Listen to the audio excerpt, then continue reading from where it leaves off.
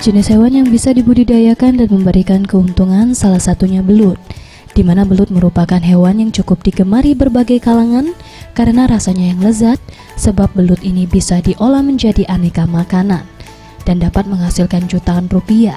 Hal ini dirasakan Jordi. Jordi, warga Palembang yang tinggal di kawasan Padang Selasa ini memilih usaha penangkaran belut. Bisnis penangkaran belut ini dimulainya sejak 3 tahun lalu, yang terinspirasi kurangnya perhatian masyarakat dengan melimpahnya belut di kota Palembang. Namun ternyata harga belut mahal di pasaran internasional. Dari bisnis belut ini diakuinya dapat menghasilkan jutaan rupiah.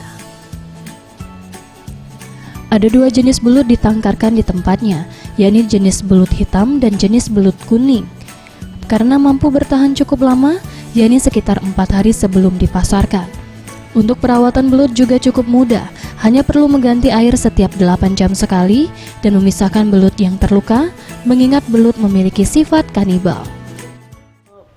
Perawatannya tinggal cukup ganti air selama 8 jam sekali.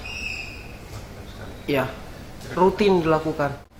Tinggal kalau misalnya ada yang luka parah gitu kan dicabut, itu udah hitungannya mati sih.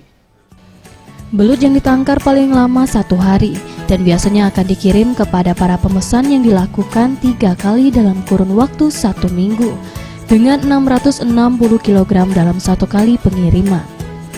Untuk pemasaran belut lokal biasanya ke daerah Padang dan Jakarta. Untuk pasar internasional biasanya dikirim ke kawasan Guangzhou dan Shanghai. Anugerah Sandi Pratama, Sriwijaya TV.